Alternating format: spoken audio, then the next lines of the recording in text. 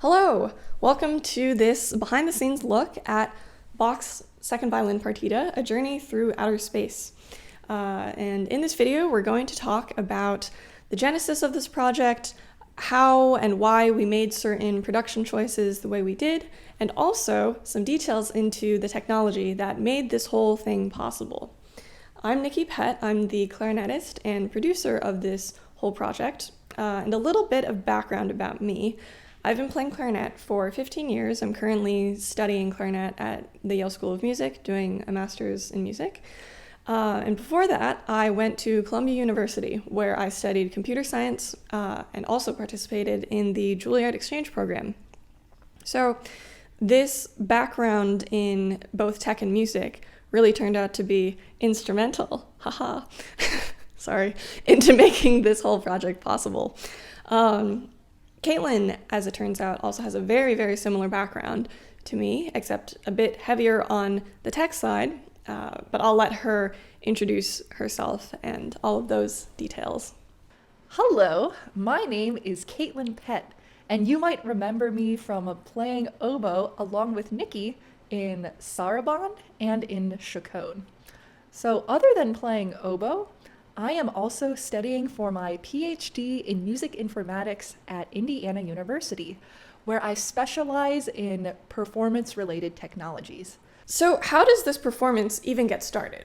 Well, in April of 2020, a few months after the pandemic first started, Kaitlin and I were quarantined at home together. I was back from New York City, Kaitlin was back from Indiana, and we were actually really lucky to be together as two musicians because, as I'm sure many will remember, all performances and rehearsals at the time were canceled, and you couldn't play or do any sort of music making with anyone not in your immediate household. So we were very lucky in this sense. However, less lucky was the fact that there isn't really a lot of existing repertoire for clarinet and oboe duet. So we did what rare music combinations do best, which is steal repertoire from other instruments. And what better piece to take than Bach's Second Violin Partita, which has one of the most pivotal and famous pieces for solo violin, the Chaconne. Originally, we started working on this piece mostly just as a chance to work with another living, breathing, or aerosolizing, as we're now classified, musicians. And we're really looking forward mostly to the arrangement of taking a solo violin piece and reconfiguring it to work for clarinet and oboe, just enjoying the rehearsal process and learning not to kill each other during it. But at the same time, two things were happening that really kickstarted this whole project. So the first one was that I was starting to work on my animated performance projects. So at the time, 2 months after we started in June, I released my first ever animated project, which was Max Reger's Alpenblatt. So short 2-minute piece that then, of course, transitioned into this piece, and also Peter and the Wolf with my quintet at Yale, as well as the Dvorak American Quartet. And at the time, Kaitlin was also working on NCBot, the technology that we ended up using to generate the animations for Chaconne.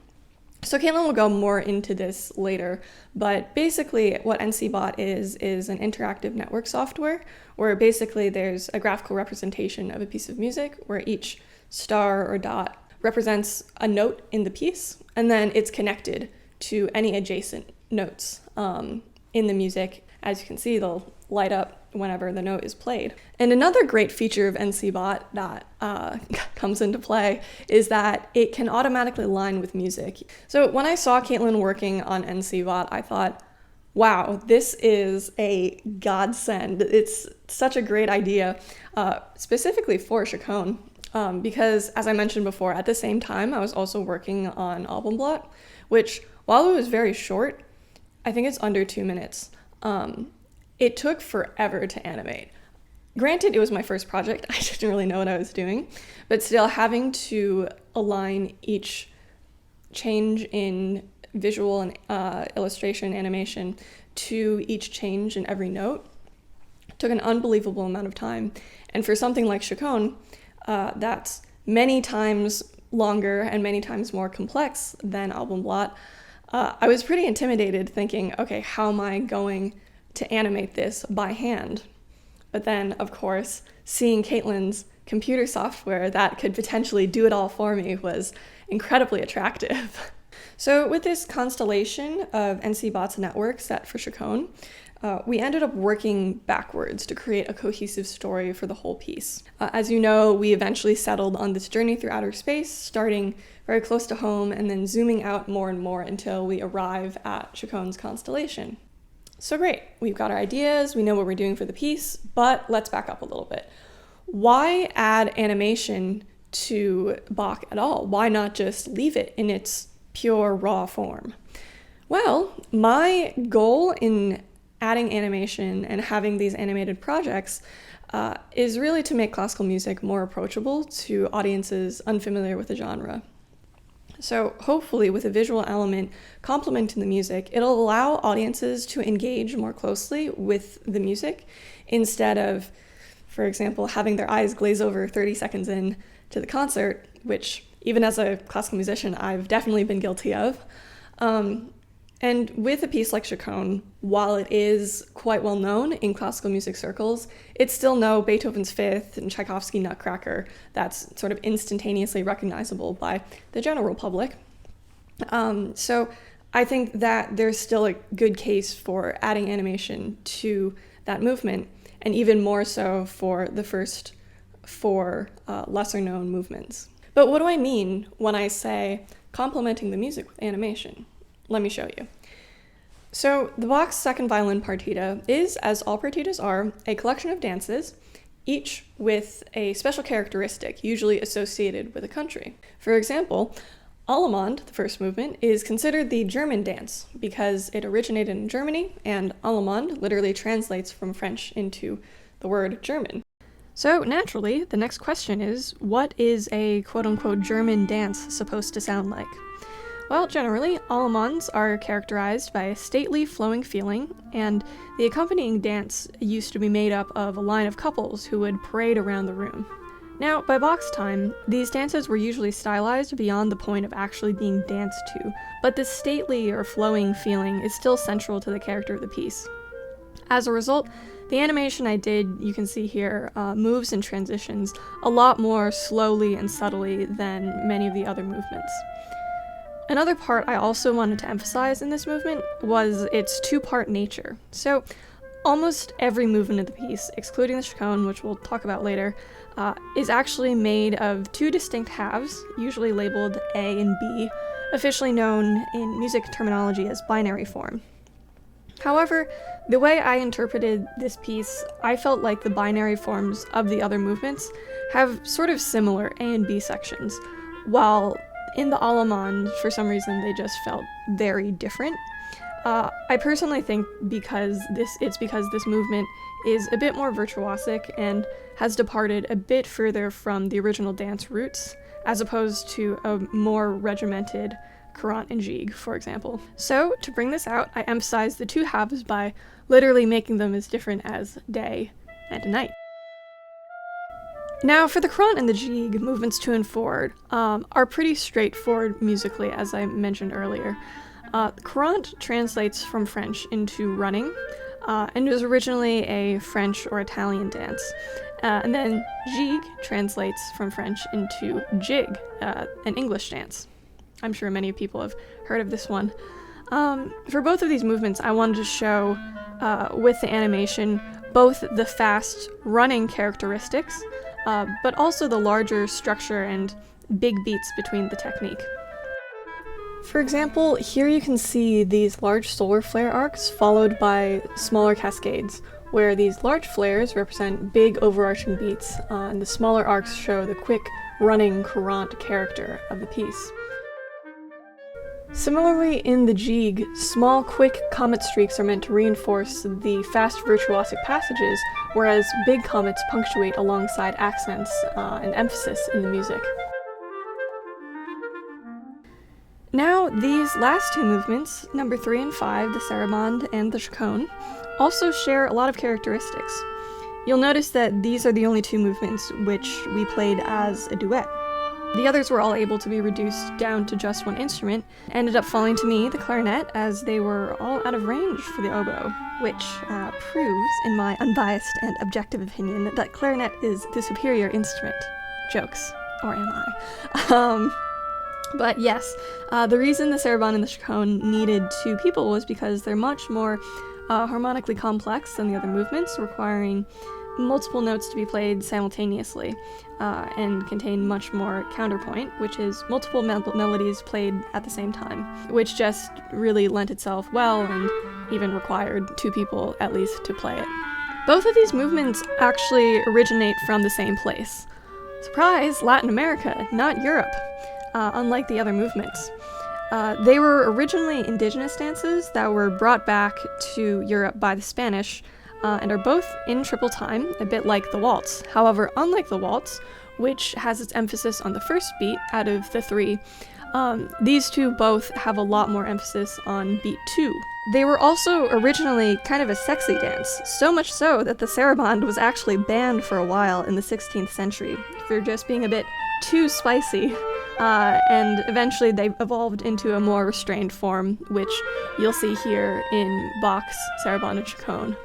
Here you can see the animation is a bit subtle, but on important beats the planets will jump forward slightly, especially here on the reiteration of the opening statement. With a strong first and second beats, all the planets move together at once. So the chaconne also has a little special something that the sarabande doesn't, and that special something is called a ground bass, which is basically just 4 bars of a bass line that repeats throughout the entire piece 64 times. This is what it sounds like.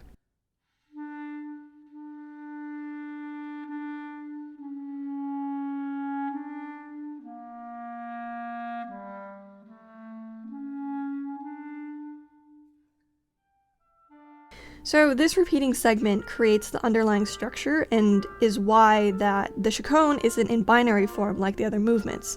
Instead of being split into 2 different A and B sections, it is organized into these sort of repeating variations on the same ground bass 64 times.